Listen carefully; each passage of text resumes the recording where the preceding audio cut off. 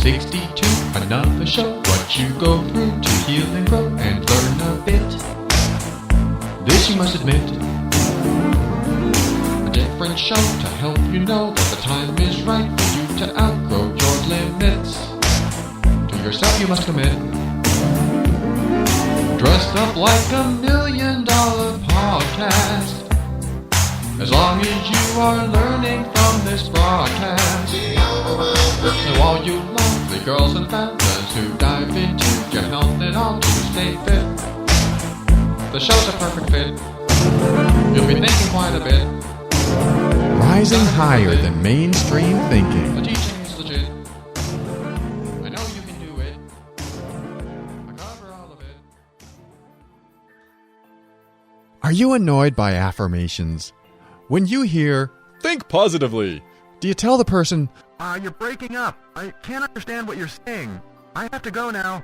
if affirmations feel like lies and positive thinking feels like denial, then start your journey to a personal growth wonderland to create the life you've always wanted now.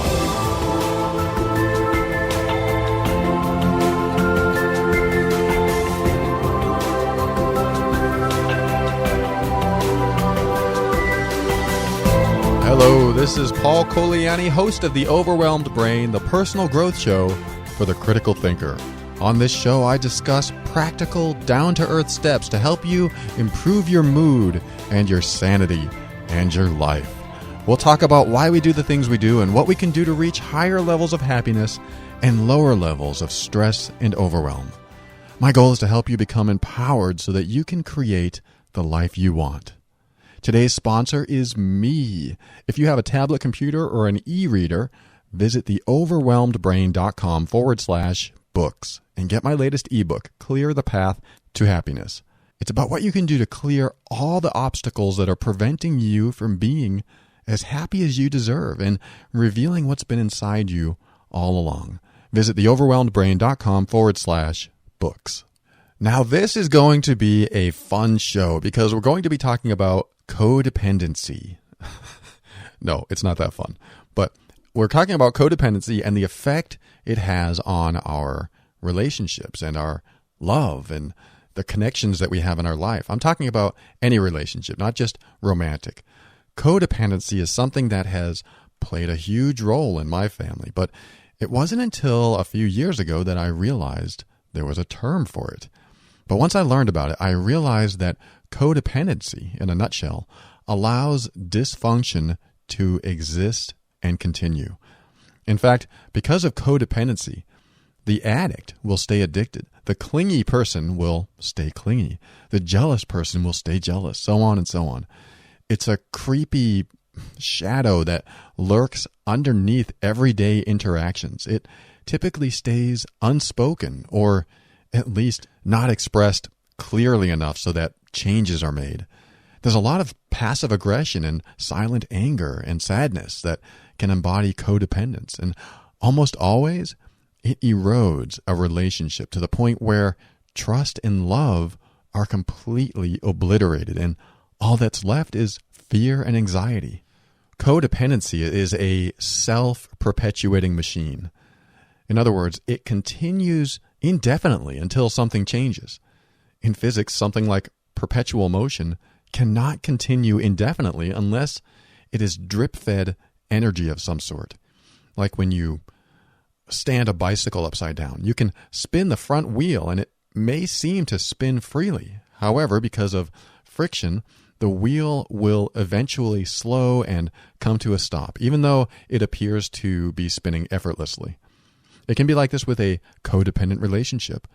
The people involved get their needs met over and over again, but the people meeting those needs can get tired and soon not have enough energy left to give to the other person, let alone give to themselves. The relationship gets stale and painful and requires more energy to sustain itself. Like spinning the bicycle wheel, when it slows, a codependent person will give more of their own energy to the other person, depleting themselves of life and happiness. The relationship will continue to run at the expense of one or both people's energy and will do so until one of them breaks the cycle. No pun intended. As time goes on, more friction develops, and people in this situation will simply wear out to the point where they just exist. The meaning that was once felt goes away, and soon one or both of them will have no more energy left to give. Or if they can muster it up, the energy they put towards the relationship is fueled by fear, anger, sadness, or a number of other emotions. The relationship becomes self-sustaining and unsatisfying, causing resentment to build day after day. By the time this episode is over, you'll know exactly what codependence is, and if you are co-creating it with anyone in your life, and what steps you can take to start changing things for the better.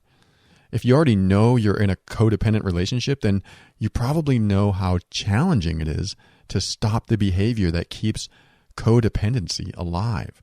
As much as you may want someone else to stop or change what they're doing, it's possible your actions allow what they're doing to continue.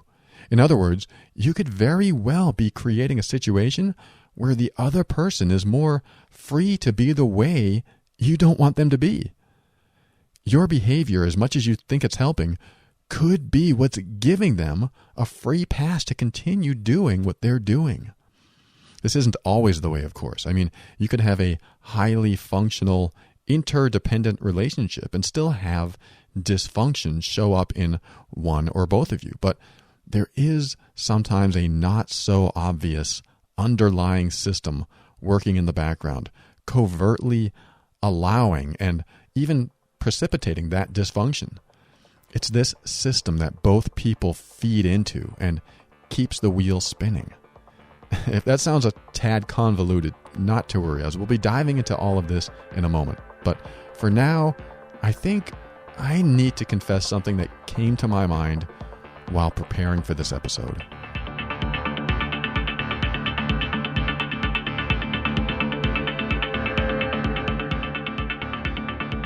I just realized this week that I might have actually perpetuated a codependent relationship with my wife, which became one of the components of the breakdown of our marriage. In previous episodes, I talked about how I would get triggered by my wife's emotional eating.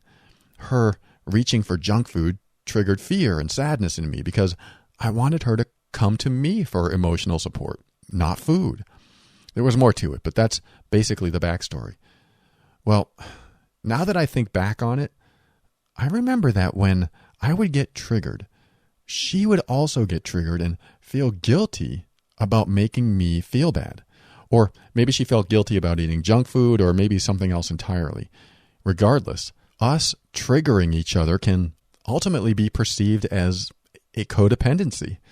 When she felt guilty, she typically ate more junk food to help herself not feel so bad. So in a sense, my emotional reactions were triggering her emotional reactions and facilitating her addiction. Our relationship was a somewhat codependent one. The same thing can be said about my mom and my stepfather. When they lived together, there were so many things that were dysfunctional, and it only got worse and worse over time. I remember when I was living in Oregon, she would call me and tell me about the times that she had to shovel snow in the driveway because he would be too drunk and too busy sending money to scammers on the internet. He never had to lift a finger, in fact, because she cooked and cleaned and shoveled the snow and even went to the store for him to pick up his cigarettes and alcohol. She did everything he didn't want to do merely to keep the peace. In other words, enable. Enabling is when you create a situation where a dysfunctional behavior can continue. His dysfunction was his drinking addiction. If he drank, he would be too drunk to do anything around the house, so my mom felt like she had to do it. If he passed out and wouldn't wake up, she would call an ambulance and he would go to the hospital. If he ran out of money, she would give him more so that he could continue to be helpless and needy. The more needy he was, the more my mom would do to fulfill those needs. She did it reluctantly because she didn't want him to lose his temper, but because she did it at all, she was creating a situation that would absolutely never change. She couldn't stand to be around him and just wanted him to leave, but why would he leave when all he has to do is sit around and stay helpless while she cared for him? The codependency of this situation is that she got her needs met by keeping his needs met. Her needs were to keep the peace in the home so that she wouldn't be any more fearful of him than she already was. And instead of leaving herself, she realized that keeping the peace in this way was a solution, even though she absolutely hated the situation she was in. This is what happens in a codependent relationships a lot. One of you dislikes or hates the situation you're in, but you continue to feed into the codependence to assure that it never ends. The relationship gets worse and worse and will continue to erode as long as one person is feeding into it and the other is receiving. The tricky part for my mom was that she thought that by being passively or actively aggressive towards him, that he would eventually see that he was hurting her and he would change his behavior. But in the end, all it did was make him want to drink more. Whenever he would say something to her in his drunken state, she would retort with a hurtful or angry comment, hoping he'd see how upset she was and then pull back. But when you're in a self-perpetuating machine like this, the cycle of give and take actually feeds into the negativity and dysfunction and gives it more power to continue existing. For instance, right now, he's out of the state, which has broken almost all of his dependencies on the family. But he's contemplating moving back now, which is triggering a lot of the same fears in the family as when he lived up here previously. My family is afraid that he'll move back and ruin the more peaceful environment his leaving created. After he left, several members of my family changed. Some were depressed, and now they aren't. My mom was angry and scared all the time, and now she's not. His absence created a wave of peace that rippled through the entire family. But if he moves back, and the family hasn't learned to honor their personal boundaries, the situation may end up reverting back to the way it was. He will act helpless and needy, and the family may give in to his needs. This may not happen. For example, my mom is very adamant about him never returning to live with her.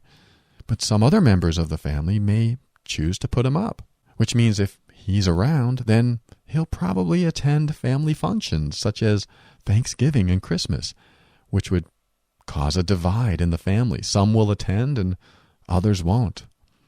It's pretty incredible how one person can change the entire dynamic of a family, isn't it? One person can be a vortex of misery, and their presence can shape the future of so many people. This is what happens in many codependent relationships. It's not just the two people in the codependency, it's everyone else that's affected both directly and indirectly. When my mom held a codependent relationship with my stepfather, no one wanted to come over to the house. This saddened my mom because she wanted to see members of the family, but they couldn't stand being around my stepfather. Codependency can destroy relationships. It is the slow and subtle erosion of love and family. When he left my mom, the codependence was still around for about a month and a half, and he wasn't even there. That's how strong it is. The person doesn't even have to be there for it to exist. But absence does make the heart grow stronger in the case of codependence. Once one of the players is gone, new thought starts to seep in, slowly but surely. These new thoughts are the building blocks to what could be a brighter and much different future for the once codependent person, assuming he or she has learned from the past and built stronger personal boundaries. Because without those two things, the dysfunction could start all over again, either with the same person as before or with someone entirely different.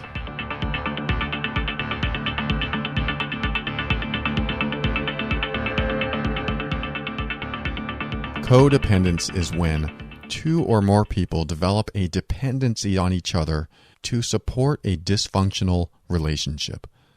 An example is when someone fulfills the needs of an alcoholic that supports his or her alcoholism. In other words, the alcoholic runs out of money and can't work because of their condition, so the spouse gets a job and supports the alcoholic. This makes it easier for the alcoholic to stay unemployed, continue drinking, and rely on their spouse to take up the slack. The person who takes up the slack so that the other person can continue to be unhealthy in some way is called an enabler. An enabler does just that, enables. Or to be more descriptive, an enabler makes it a lot easier for the dysfunction to exist and persist. There's a positive definition for enabling too, but for this episode we'll focus on the not so positive aspect of enabling. An example of an enabling behavior could be where an alcoholic throws a glass, which smashes into hundreds of sharp fragments. Because the other person knows the alcoholic will eventually get hurt from the sharp glass, they clean it up for them. This essentially keeps any accountability for the alcoholic's actions at a minimum. The less accountable the alcoholic is, at least in this example, the more he or she is enabled to continue to behave badly or even worse next time. Now, I'm not only picking on alcoholics in this episode, so I apologize if you are recovering and aren't like the person I am describing. I'm referring to anyone who behaves in an unhealthy way, whether they're an alcoholic or a drug addict or an abuser, or even the less prevalent things like obsessive and jealous or clingy and generally needy. I'll be referring to alcoholics now and again in this episode because that is who I have the most personal history and experience with. Anyway, back to my point. As long as someone is there to clean up the mess of the dysfunctional person is getting all of his or her needs met and not being made accountable for their behavior. And every time something similar happens in the future and someone else is there to help or clean up the mess, the dysfunction continues. I'm seeing patterns in my stepfather that are really odd now that he lives alone 1,000 miles away. He's sending messages to different members of my family with all kinds of fabricated stories, looking for someone to take care of him. He's not used to living alone and is learning that no one is around to clean up after him and bail him out of everyday challenges. I think he soon realized that after he moved out that no one would be there to pay his bills and shield him from his own foolish behavior. He doesn't know how to survive. He's been in a codependent relationship with my mom for about 44 years, which equates to my entire life. She used to protect him and make excuses for him and clean up his messes and do everything else just because it wouldn't get done otherwise. Everything she did for him gave him more time to get lazy and drink. One of the most common types of codependent relationships is when one person has an addiction or some sort of unhealthy need or behavior, and the other has a need to be a supporter or a savior in some way. This arrangement is typically one-sided. In other words, both people have needs, but one gets them fulfilled while the other does not. The needs of the most unhealthy and needy person usually get met time and time again, whereas the needs of the rescuer are not. In the beginning of this kind of relationship, this dynamic actually works well. A rescuer thinks that he or she can nurture the one who needs rescuing, and the one getting rescued loves the attention and may even find that being nurtured encourages them to clean up and become healthy again. It's very common for the beginning of this type relationship to work wonderfully for both people because they feel as if they found the perfect match. However, what the rescuer ends up finding out is that the person cannot be rescued most of the time. Or if the unhealthy behavior, such as addiction or neediness, does stop, it may come out in other destructive ways. This is important to understand because what appears to be ideal at first can turn sour pretty quickly. A helper/rescuer type of person expects the other person with dysfunction to improve over time. But what can and does happen often is that the dysfunctional person gets used to the treatment he or she is getting and gets more comfortable believing it's going to stay this way. I don't know if comfortable is the right word, but they do get used to being treated with extra care because of their dysfunction. When a dysfunctional person gets comfortable and the rescuer continues rescuing, there are 3 scenarios that could result. Let's talk about those next.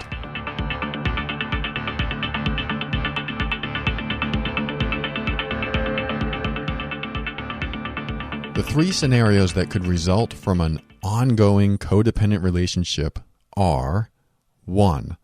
The person with the unhealthy behavior, habits, or addiction can improve, and he or she can start healing because there is a support structure in place.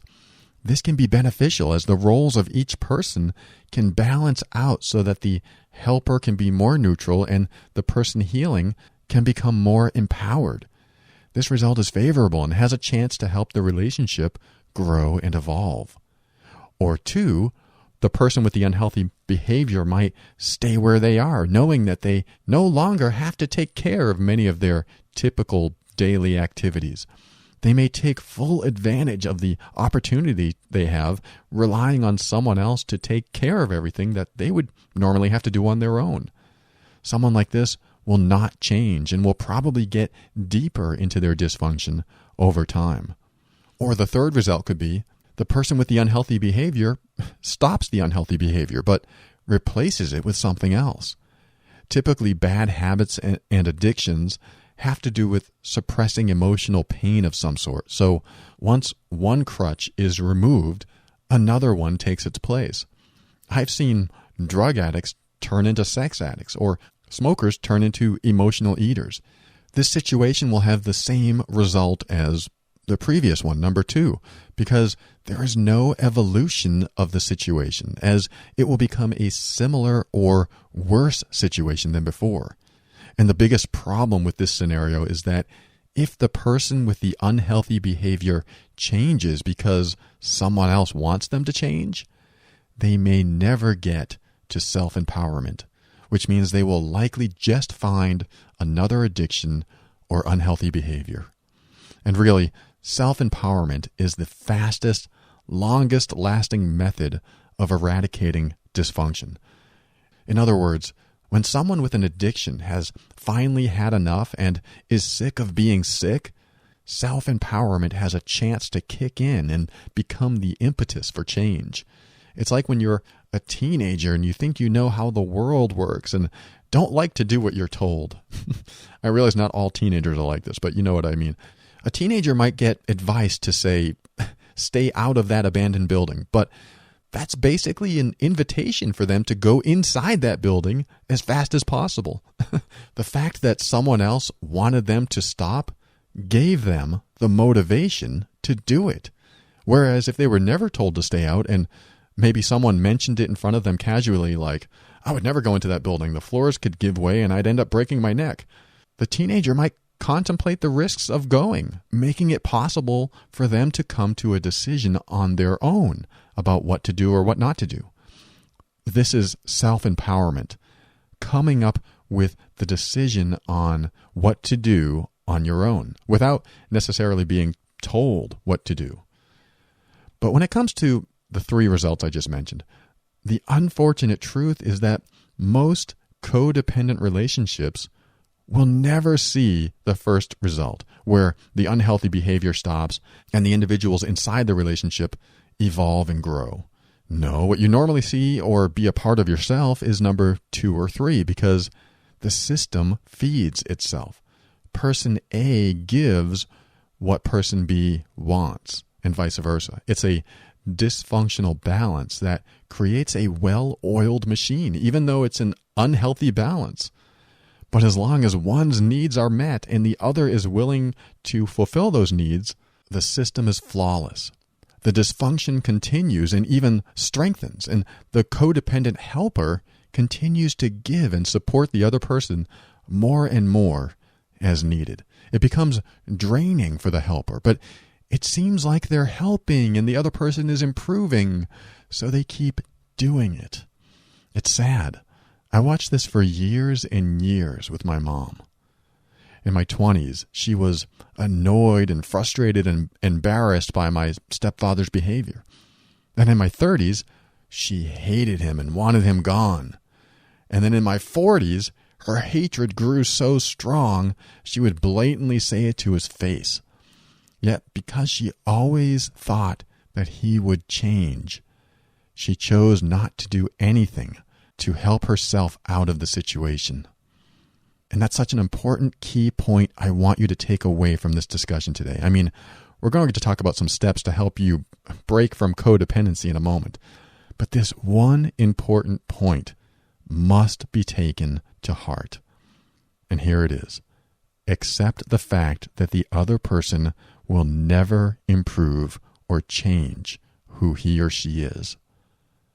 This doesn't mean it's entirely true, but you have to come to an acceptance of this in order to make decisions from a place of clarity and confidence. One of the main things codependents do is expect the other person to get better. More times than not, they don't get better and sometimes get worse. Again, not always the case, but it's a matter of accepting that it will be that way. Because when you come to accept this as a fact, you will take action instead of playing the waiting game. What kind of action? You'll make it clear to the other person what you want and don't want in your life. If their unhealthy behavior is something you don't want to be around for months or years to come, then you make a choice. You come to terms with the fact that the other person will never change, so that you can change what you need for yourself. Now, what if the other person does change? Great. If that happens, ask them why they did it. Did they do it for you? Or did they do it because of some sort of self-realization and self-empowerment? Where the motivation comes from is important. Self-empowering decisions typically stick more than decisions made because of someone else. In other words, you are more likely to stay with someone who changes from the inside out instead of from the outside in. When the change is requested of you, it's harder to comply. But when it springs up from inside you, that is powerful. Now, I'm not just talking directly to the helpers in a codependent relationship. I'm talking to those with unhealthy behaviors as well. If you have a dysfunction, whether it's an addiction or other unhealthy behavior, you can also help your relationship by telling your partner not to accommodate you. I realize this is a tall order, especially if you have grown comfortable to someone always supporting you. But if there's any part of you that wants to change, it has to begin with self-initiated changes.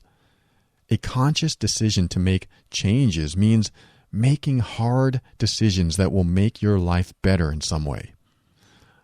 I remember when I was 17, I was using a power tool to drill through some metal. Well, as a teenager, I used to take a lot of chances. And one of those chances was not wearing safety goggles while using a power tool. And sure enough, a tiny sliver of metal shot into my eye and landed in, or at least on, my eyeball. I couldn't get it out with tears, so I made a hard choice. It's going to sound a little strange, but I'll share it anyway. I asked my older sister if she would remove it, but in a way where I couldn't ruin her chances of success by interfering. What I meant was that she needed to make sure that I didn't resist. So here's what I did. I laid on my back, and I told her to sit on my chest and then lock my arms under her legs so that I couldn't move. And by putting all of her weight on my arms, any resistance I had would have been pointless. The reason I wanted her to lock me down like that is because she was going to stick a Q-tip on my eyeball. And I knew I would respond by being defensive. I knew myself well enough to know that I would resist her attempts at removing this sliver. So if I couldn't move my arms, I wouldn't have any voluntary or involuntary reactions. Well, it worked. She put her full weight on my arms, and then she forced my eye open with one hand and used a Q-tip with the other one to move the sliver. It stuck to the Q-tip, and she was able to extract it from my eye. I remember resisting a little, but I forgot how much. But I was relieved when she was done, and I was so grateful she agreed to do it. Sure, it was probably stupid to use a Q-tip, but it worked, and my eyes still work today. Now, the reason I tell you this story is because sometimes when we want to change for the better, we have to rely on someone else to help us get there by making hard choices for ourselves. I knew I would resist someone poking me in the eye, so I got agreement from my sister that she would not submit to my resistance, no matter what. In fact, I think I even told her, no matter what I say, don't stop. And she didn't. I was fortunate to have someone in my life agree to do something for me that would improve my life, even against my own defenses. If you are addicted to a substance or exhibiting unhealthy behaviors and want to improve yourself, see if you can get the support from the people around you to help you change, even if you resist. It may be the hardest thing for them to agree to, but if they could do it, it could be what improves your life or even saves it. Let's conclude this segment with some practical steps you can take to start releasing yourself from a codependent relationship.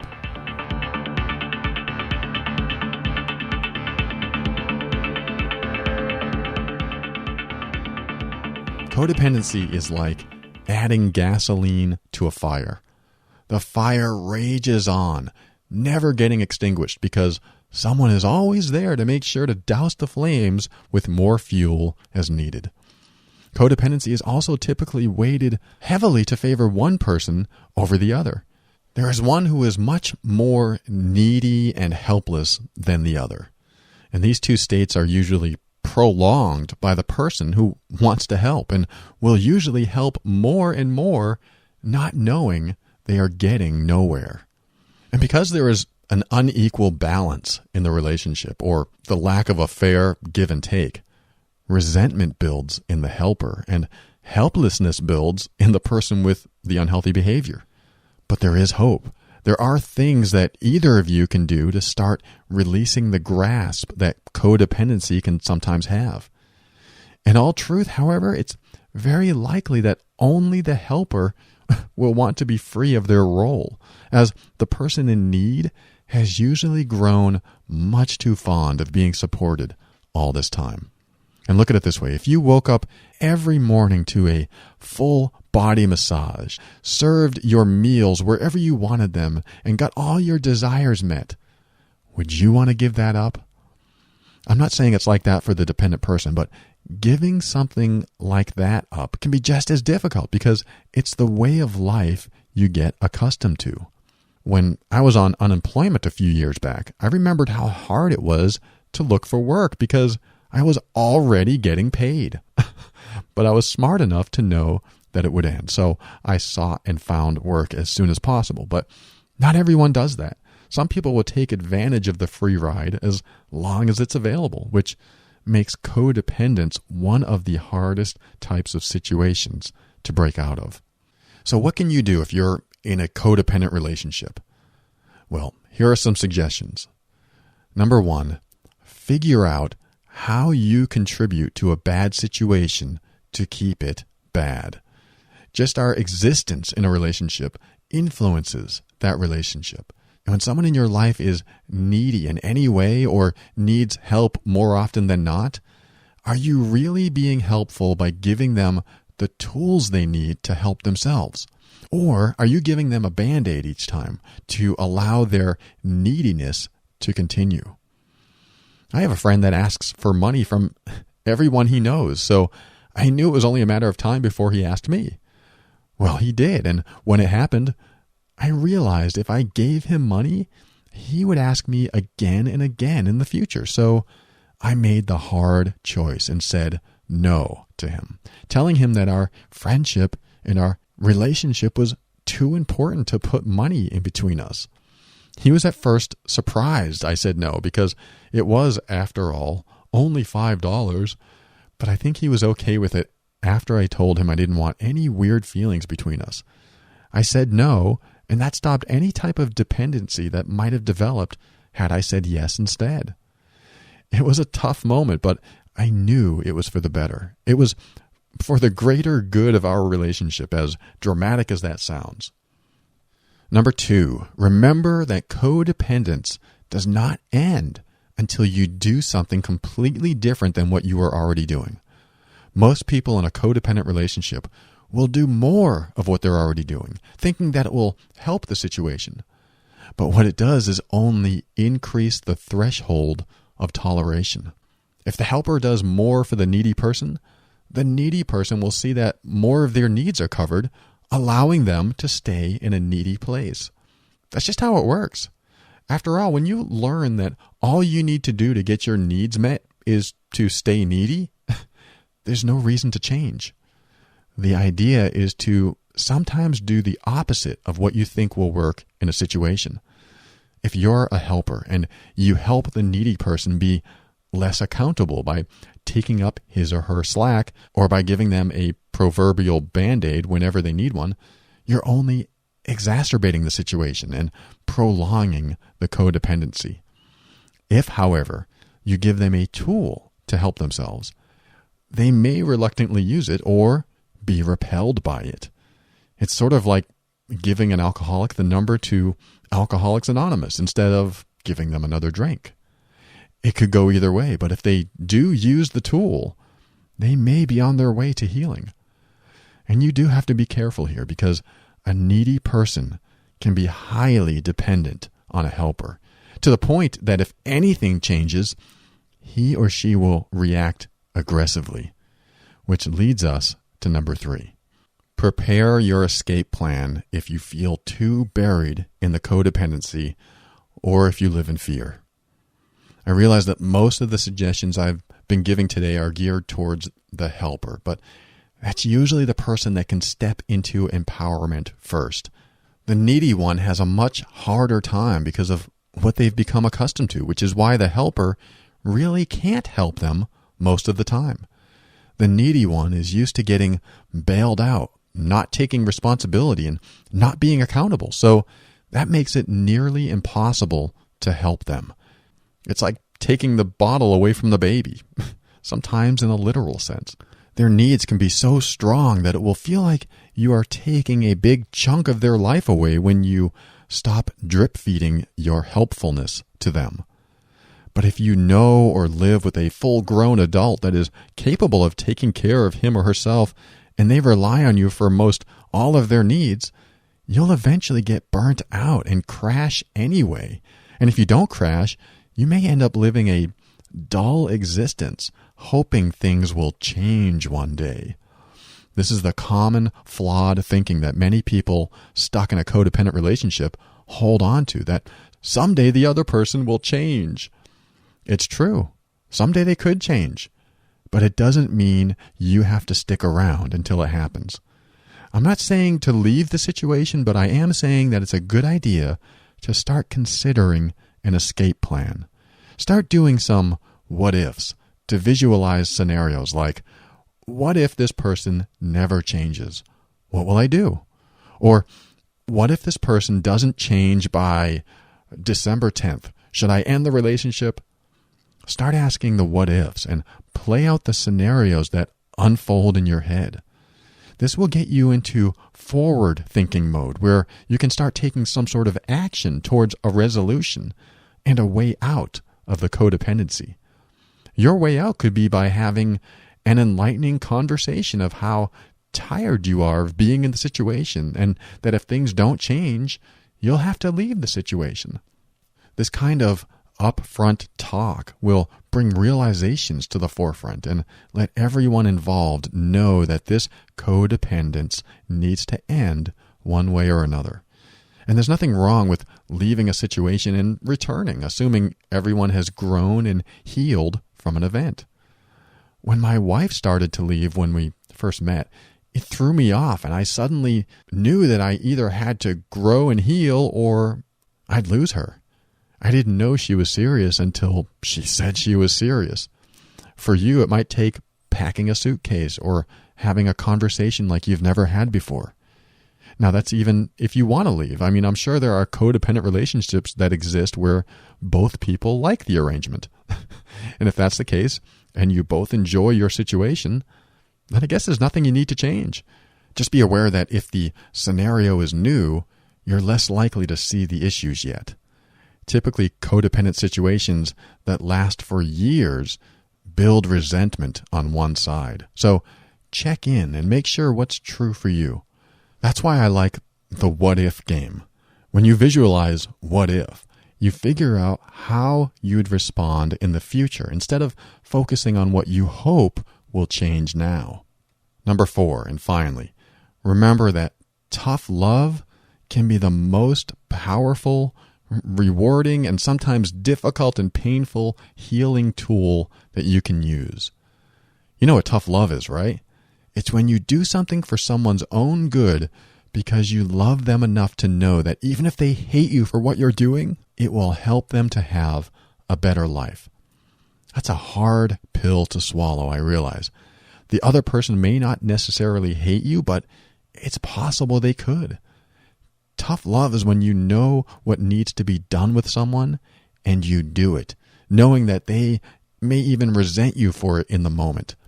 And it could take weeks or years for them to forgive you or not be upset with you anymore. But if their life got better as a result, then you are giving them the most unconditional love you could possibly give. Taking a step towards tough love means that you love the other person enough to want them to be happy, even if they're mad at you. It means you want the best for them, even if what's best for them doesn't include you. Tough love is about giving them the tools they need to grow and heal, whether you stay connected with them or not. I remember when I was a child, I did something my biological father didn't like. He took off his belt and told me that this was going to hurt him more than it hurt me. And then he whipped it against my backside several times, causing me to cry in pain. His belt came off only twice in my life, but I guarantee you, whatever I did to get that discipline in the first place, I never did again. I learned what not to do. Now, I'm not promoting corporal punishment or child abuse here, but I am emphasizing the power of tough love. The disciplinary steps my father took may not be agreeable to many people, but they were a form of tough love that emphasize my point clearly. I didn't like him or the punishment at the time. Then later, I loved him, and I stayed out of trouble. What tough love does is create accountability. It shows the consequences of one's actions. In fact, tough love is really just honest love and the most compassionate kind of love you can show to another human being. And if you can show so much compassion that you risk the other person hating you when you have nothing but their well-being in mind, it's practically self-sacrifice. Now, don't jump on me for using that term, but to think of someone else's health and well-being at the expense of losing them as someone close to you, and to take the steps that could very well lead them to a better life, it is a sacrifice in some ways, because most of us want to be loved, or at least liked, especially by those we love. And the only caveat to tough love is not knowing whether what we choose to do for someone else is even the right thing to do for them. Sometimes we think we know best, but sometimes we don't. So when you get into a situation where you're not sure what to do, just remove yourself from the equation altogether. As long as you don't play a role in the codependency, the other person will either find someone else or have to learn to be resourceful. So whether you actually take action and get them help in some way, or take no action and simply don't be part of the codependent process, you're still showing them a form of love and support. But this type of love, where you remove yourself from the equation, can actually lead to healing and growth.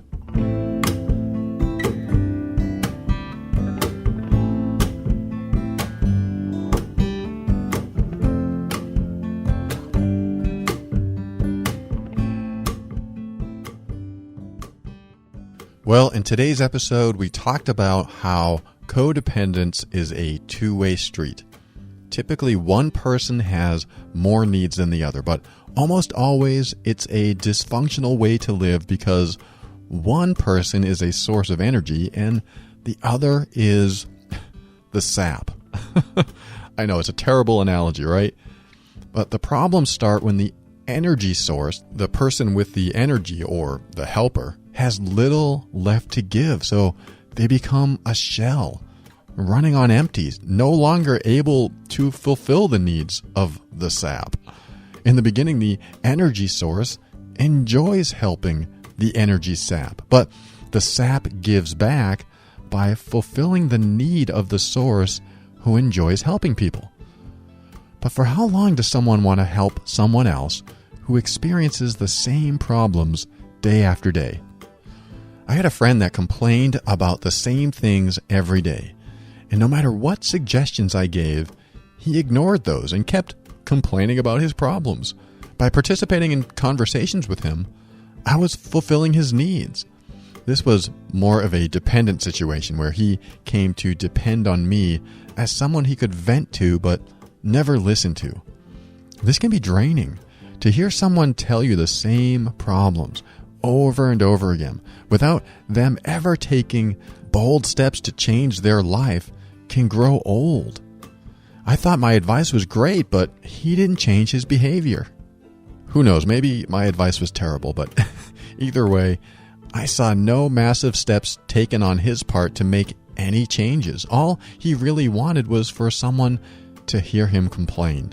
There are people that enjoy when others complain, and when my friend finds someone that likes to hear these complaints, the codependent relationship will form and they'll get along great, at least in the beginning.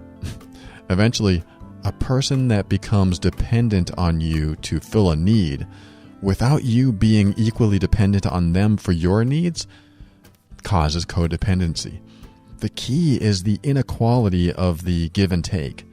If you give and give and give and all they do is take, that's typically unhealthy and will grow old fast. If, however, you give equally, there's usually a good chance that the relationship can grow and evolve. Remember, codependence isn't only about helping someone out while they're down and out.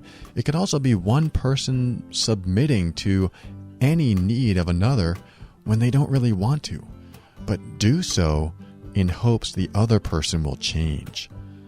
Hoping someone will change is okay, but for how long? My advice is to set a deadline in your head and stick to it. Hoping or waiting for someone to change typically grows tiresome, and you may need to get out of the situation until they feel empowered to change on their own. If they do change on their own, then think carefully about the what ifs before getting back into the situation, because those what ifs will help you paint a picture of what will or could be and how you'll handle it. And remember to think about the what ifs about being out of the situation permanently too. After all, what if you decide not to go back? Is there a chance you could be happier? Now, I'm not here to break up any friendships or relationships. I just want you to live with the least amount of stress possible and create the life you truly want and deserve.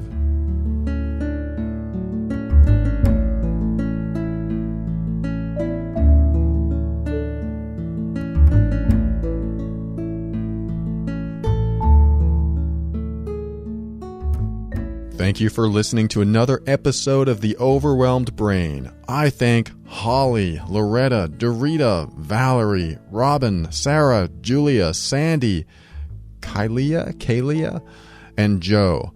I also thank those who unsubscribed from the newsletter. Sam, Kevin, and Paula. Hey, why not? If you didn't want the newsletter, I'm still grateful for you too. And a special thank you to John, Dan, and Heather, who commented on the blog post for the last episode I created. So I appreciate you for taking the time to do that. Keep up with the show by heading over to theoverwhelmedbrain.com and sign up for your weekly personal growth message.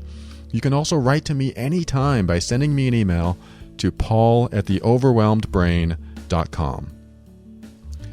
I want to thank the listeners who are using the Amazon link on the site to support the show. Be sure to shop at Amazon using the link theoverwhelmedbrain.com/Amazon. If you find this show valuable to you, just say thank you by using the Amazon link before you make your next purchase from them. And hey, while you're there, look for my book, Clear the Path to Happiness. Oh, and thank you, John, for doing some Christmas shopping with that link. I appreciate that very much, and it's making a difference. You're all making a difference, and it's going towards a good cause. You. And if I didn't call your name in this episode, just know that I appreciate you and thank you for being there for me, listening, learning, and growing. I can't tell you how many times I've gotten into a codependent relationship in my life. Every relationship I've ever had, there's been an imbalance of dependence on one another, and I've enjoyed when the helper supported me in my neediness. I'll admit it. It's a hard habit to break, especially when you don't know it's a problem. Codependence is the subtle erosion of love and connection. It's the process of degradation that, while you're in it, you can't typically predict the long-term effects. If, however, you're observant, you can tell where the situation will eventually lead. And knowing where it's going to end up may help you take action before you're stuck in a situation that seems impossible to escape. I'm not saying all codependent relationships are terrible, but they aren't exactly ideal. Take notice where you're taking the slack up for someone else, or they're taking it up for you.